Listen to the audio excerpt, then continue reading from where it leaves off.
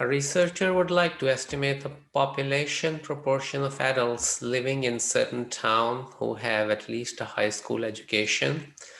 No information is available about its value. How large a sample size is needed to estimate it to within 0.04 with 95% confidence.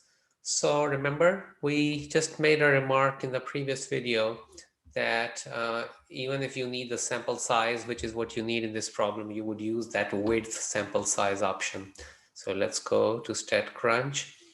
So what do we have? How large a sample size is needed, and it's 95% confidence. So remember, it's stats, proportion stats, one sample, and it's with sample size. So confidence was 95.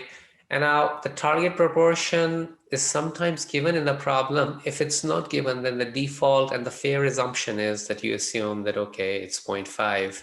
That's in the middle. That's neither inclining in one direction nor the other. And you have to find the sample size, which means you have to know the width. And apparently the width is not given. The width is the width of the interval. So let's go back to the problem. Although the width is not given, but they're saying that you need the sample size within 0.04. Now, whenever you talk of this language, as you determine something within this much, then that within thing is the margin of error. So margin of error is 0.04, and the interval width is twice the margin of error, as we've talked about before. Let's just write it down. So margin of, so interval width is equal to 2 times margin of error,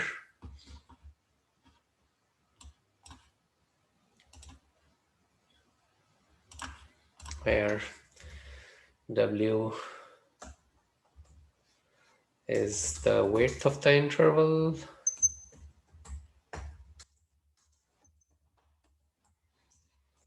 E is the margin of error. The width is twice the margin of error. So in this case, they give us that the margin of error is 0.04. So the width would be 2 times 0.04, which is 0.08.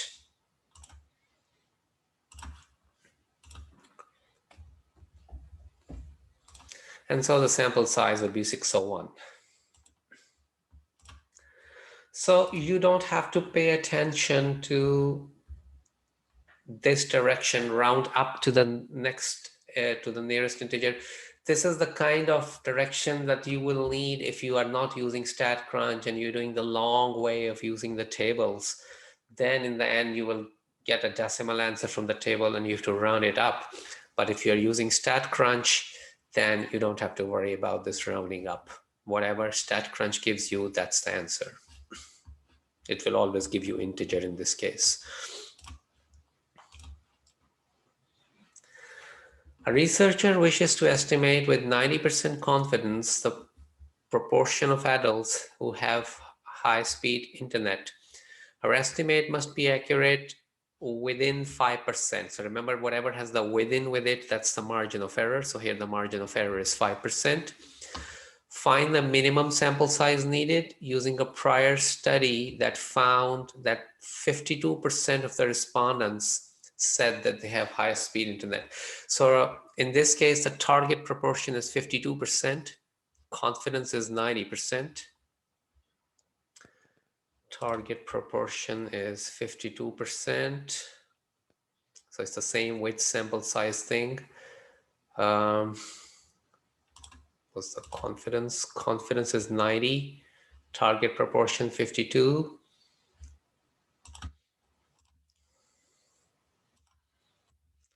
0.52. And the width would be twice the margin of error. Remember, margin of error was 5%, so width will be 10%.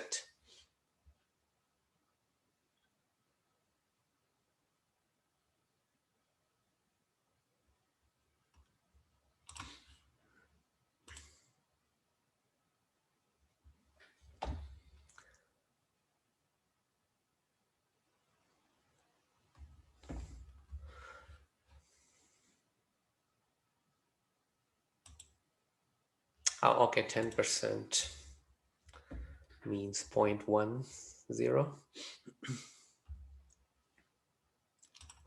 Okay, 271.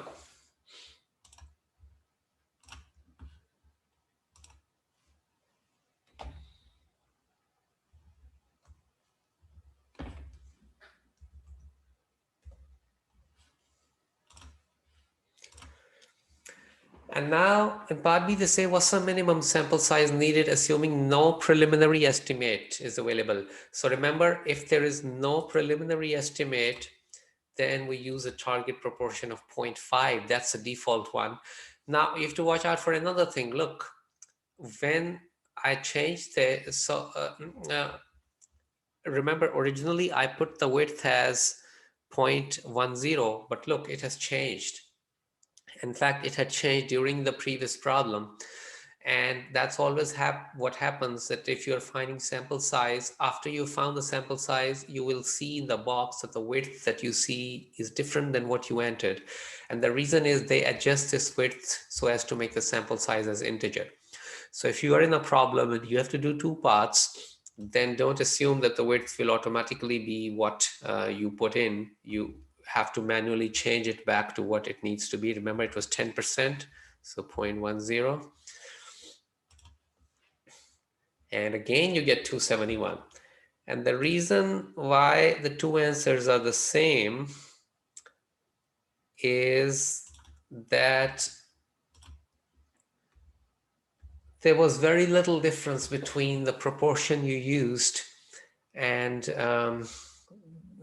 the default of 0.5. So remember, this was 0.52 and now we're using 0.5. So there's so little difference that the answer is the same, but in general, they will be different.